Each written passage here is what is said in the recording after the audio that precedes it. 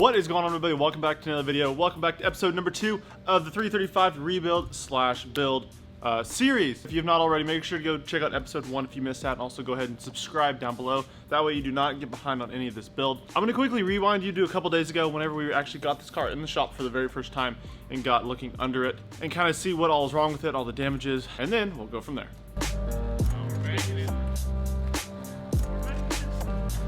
All right.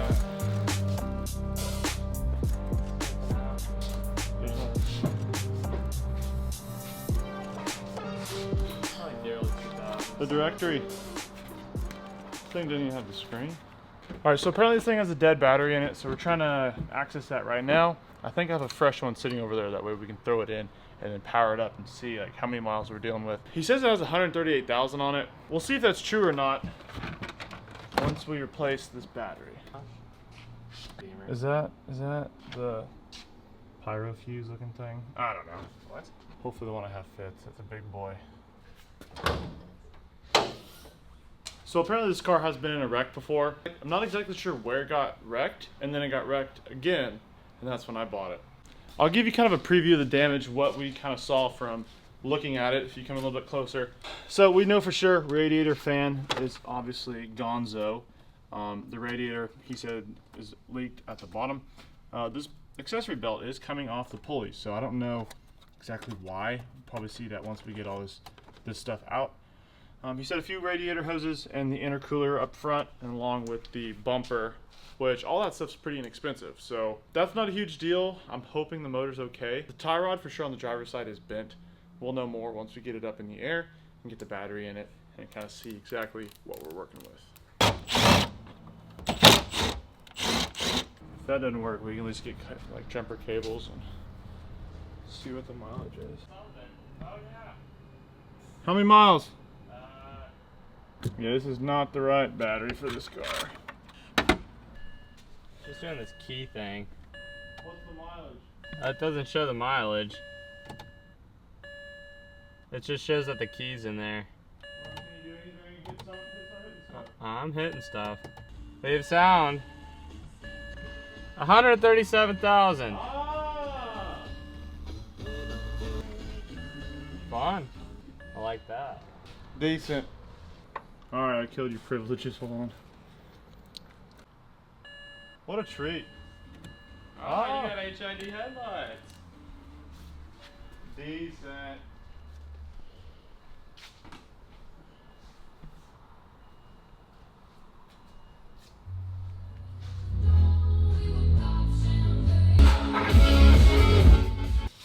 That's not bad, Andy.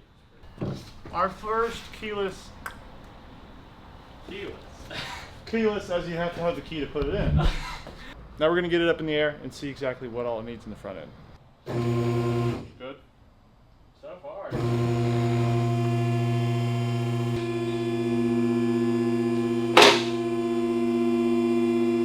Well, I see where it was kind of wrecked before. Let me get that light. So looking into the $1,500 335, I think this is why it was rebuilt beforehand. Was this obviously mild collision? I could tell this fender's been replaced and repainted. Doesn't really bother me a whole lot. It's definitely been repainted.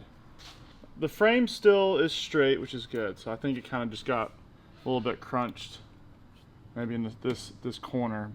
All this front accessory stuff, which is not a big deal. Here's intercooler piping, not a huge deal. Replace that. I guess we'll just move our way back. Looking at the subframe here, I'm thinking this is okay. Let me know down in the comments if this looks any sort of bent to you guys. It is kind of tilted back a little bit, but I think that's how it's supposed to be.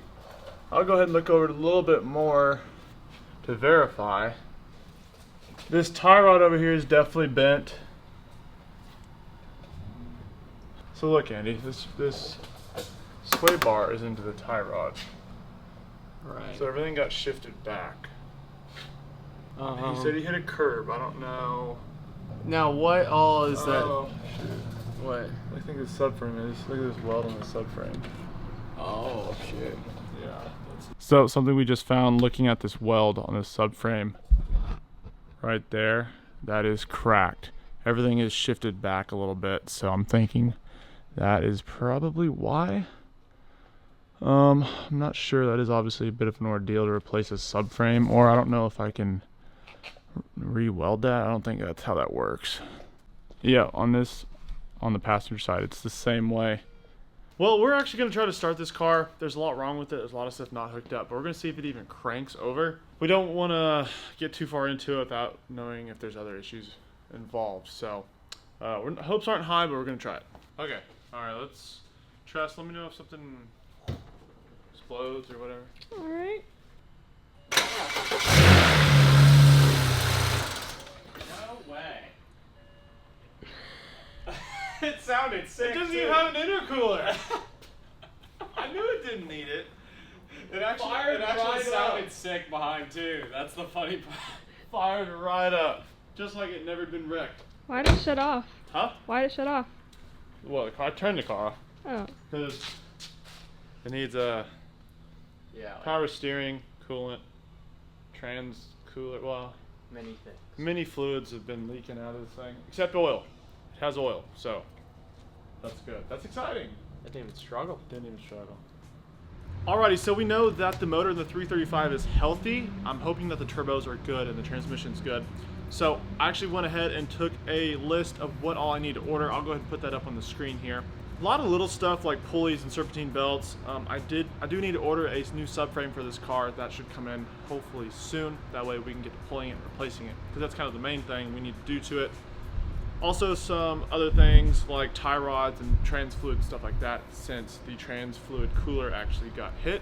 I need to order a new one of those as well, and the lines going to it. So a lot of little stuff I have on my list here that I'll get in as soon as we can.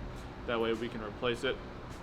I actually ordered a lot of the stuff already, so I'll go ahead and put on the screen my little spreadsheet that I'm keeping track of how much I've been spending on this car. Spent about $1,500 in parts as of now. I did order a aftermarket intercooler, which should be an upgrade from the OEM one. We'll do a whole separate video on the intercooler and kind of giving a review on that when that time comes. I'm sure we're missing a few things that I need to order down the line, but honestly there's not that much wrong with this car. Main thing is the subframe.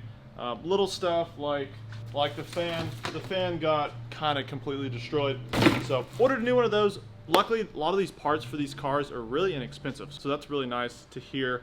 And some of this stuff is interchangeable between the 335i and the 328 models. Like, I think the subframe is interchangeable, but I think the fan might be specific. So that's something I had to double check on. We're getting a few upgrades along with the replacement parts. We're getting the new intercooler, like I said, along with new pipes coming down. There will be a few more upgrades coming for the 335 once it is up and running and on the road. I need to get some fresh headlights in this car. Let me know down in the comments kind of what headlights you guys would like to see. These are the HIDs, so I don't know if I should just get new lenses for it or if I should get a completely new assembly to make it look a lot fresher. And then I need to order a new bumper. That's something I haven't put on the list.